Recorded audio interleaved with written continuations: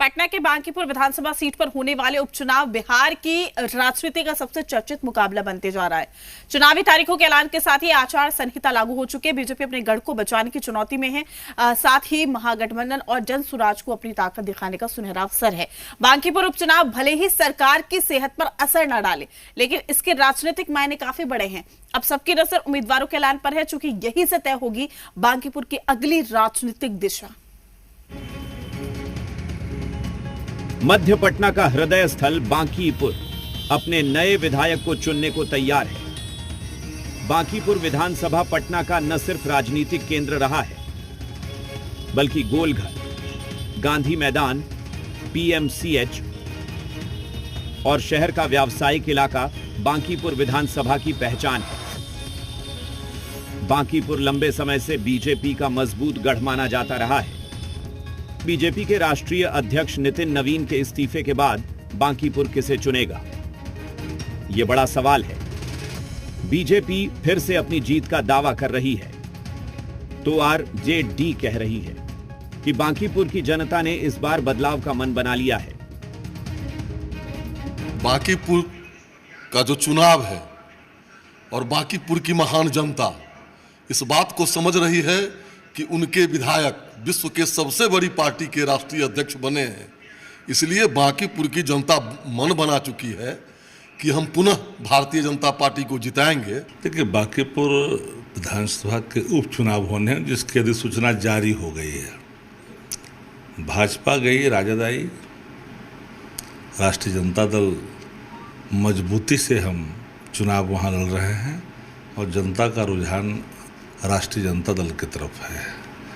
और मुझे प्रथम दृष्टया में जो फीडबैक हैं वो हर जाति हर धर्म के लोग चाहते हैं कि इस बार इसको सबक सिखाया जाए।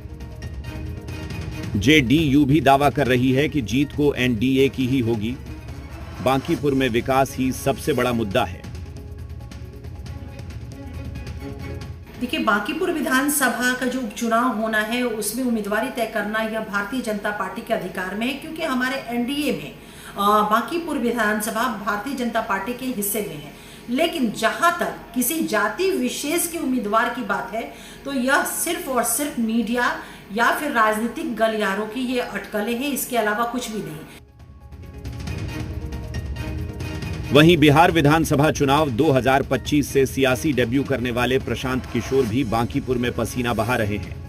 यानी मुकाबला एनडीए, महागठबंधन और जनसुराज के बीच त्रिकोणीय होने वाला है। मेरे भाई, ना मोदी ने आपसे पहले पूछा, ना मोदी आपसे आगे पूछेंगे, लेकिन बांकीपुर का उपचुनाव आपके पास एक बहुत बड़ा अवसर है।